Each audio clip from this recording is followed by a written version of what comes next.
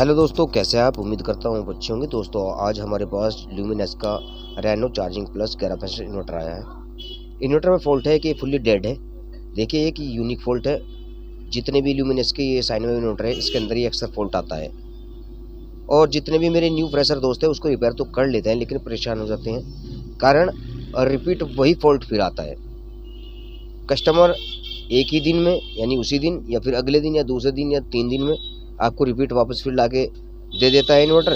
भैया जैसा था वैसा ही फिर हो गया है।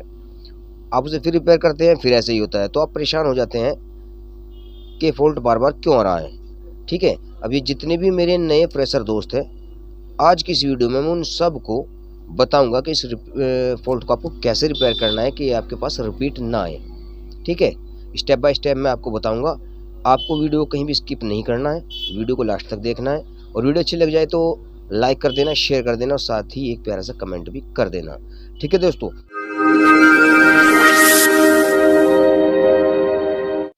अब देखिए दोस्तों, मैंने इसका जो कवर था, ढक्कन था, उसको उतार लिया है और मैंने इसमें बैटरी भी लगा दी है। अब मैं आपको पैनल दिखा दूँ। देखिए कोई भी हरकत नहीं करता है, कोई हरकत नहीं करता।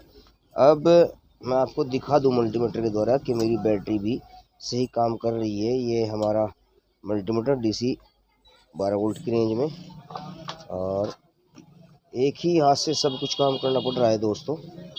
ये पॉजिटिव, ये हमारी पॉजिटिव वाली प्रोब है और ये निगेटिव। ठीक है, वोल्ट आपको नज़र आ रहे होंगे लेकिन इन्वर्टर में कोई हरकत नहीं है। अब हम क्या करेंगे दोस्तों, सबसे पहले मैं इसका कार्ड बाहर निकालता हूँ और आपको दिखाता हूँ, बताता हूँ ये फॉल्ट आता क्यों है और रिपीट ना है इसके लिए आपको क्या करना है। ठीक है दोस्तों, मल्टीमीटर अच्छे से नज़र आ रहा है। अब मैंने एक प्रोब को पॉजिटिव चैनल पे रखा और दूसरी प्रोब ये हमारी रेजिस्टेंस है। ठीक है, लाइन यहाँ गई, यहाँ से लाइन यहाँ, लेकिन ये रेजिस्टेंस हमारी उड़ जाती है और ये डेड हो जाता है। अभी उड़ती क्यों है, कारण ये है। अब जो भी नए फ्रेशर दोस्त है आता है, रेजिस्टेंस लगा देता है, कस्टमर को देता है, चल जाता है, लेकिन एक दिन 2 दिन 3 दिन में ये फिर उड़ जाती है।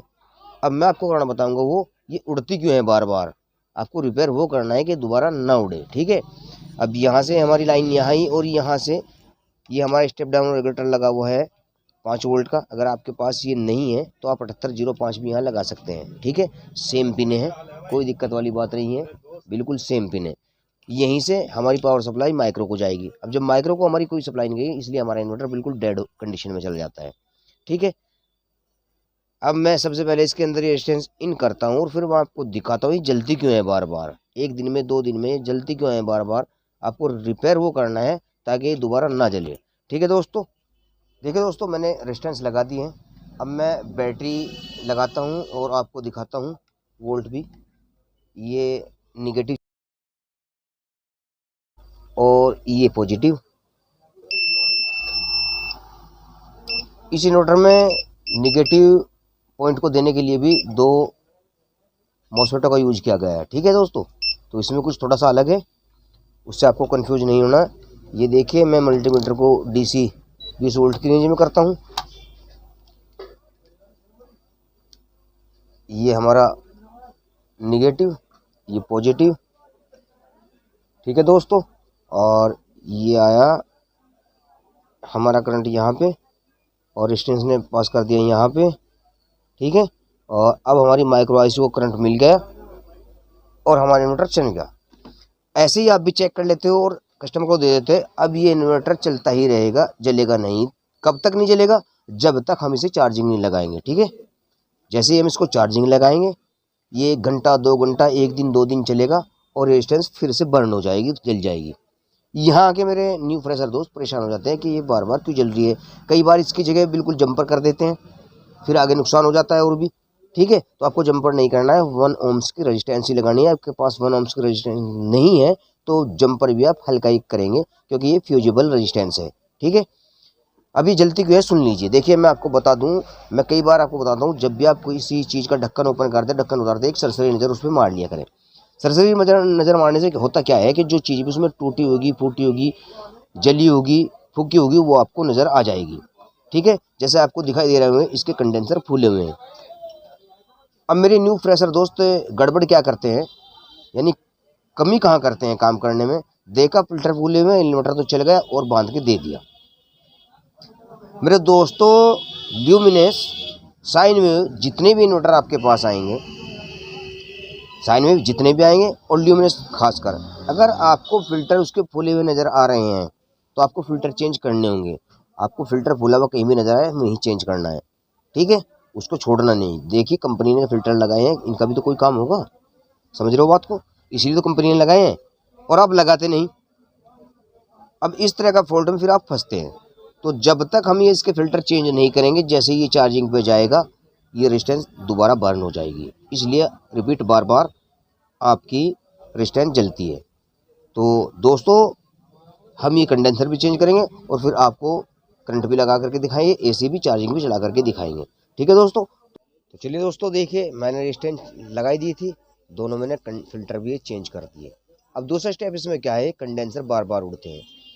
जब भी कंडेंसर बार बार उड़ते हैं, फूलते हैं, फटते हैं, तो कुछ मेरे दोस्त क्या करते हैं, इनकी जगह, यानी ये 1500 UF 35 वोल्ट का कंडेंसर है, इसकी जगह 50 वोल्ट में या 60 वोल्ट में कंडेंसर लगा देते हैं या फिर इनकी संख्या बढ़ा देते हैं, लेकिन ये फूटने और फटने फिर भी हैं। वो कारण है हमारे बैटरी का वीक हो जाना।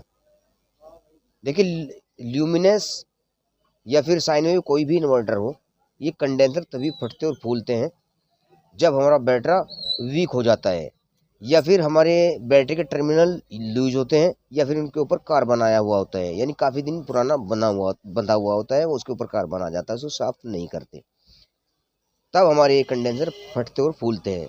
उसके बाद बाकी फॉल्ट आते हैं। देखिए एक बात और मैं आपको बताना चाहूँगा कि जितने भी हमारे साइन वेव इन्वर्टर हैं, इनके अंदर 60% फॉल्ट, 60 क्या 70-80% फॉल्ट बैटरी की कमी के कारण ही आते हैं। आपको बैटरी का वीक हो जाना, लूज टर्मिनल या फिर टर्मिनलों पर कार्बन आना, उसकी वजह से हमारे 70% फॉल्ट जितने भी साइन वेव इन्वर्टर हैं उनके अंदर आते हैं। तो आपको हमेशा जब भी आप किसी कस्टमर से डील करते हो, कोई इन्वर्टर वगैरह आप रिपेयर करते हो, तो उसके बैटरी की स्थिति जरूर जान लिया करें, ठीक है। नहीं तो जैसे ही आप इन्वर्टर को बना के देते हो, रेजिस्टेंस आपने लगा दी, इन्वर्टर चल गया, आपने सोचा ओके हो गया और दे दिया, कंडेंसर फूले हुए थे, आपने ध्यान ही नहीं किया, और अगर ध्यान भी कर लिया तो हमने चेंज ही नहीं किया कि कोई बात नहीं, इन्वर्टर तो चल रहा है और खर्चा क्यों करूँ। आपको ऐसा नहीं करना है, ठीक है दोस्तों। आपको कंडेंसर भी उसके चेंज करने हैं। तो देखिए मैं आपको दिखा दूँ, इन्वर्टर हमारा ओके चल रहा है। अब मैं इसको मैन देता हूँ और मैन भी मैं आपको दिखाता हूँ, मैन भी अच्छे से एक्सेप्ट करेगा और चार्जिंग भी चलेगा। देखिए मैन आ गई, ठीक है दोस्तों, और ये देखिए फैन भी चल गया।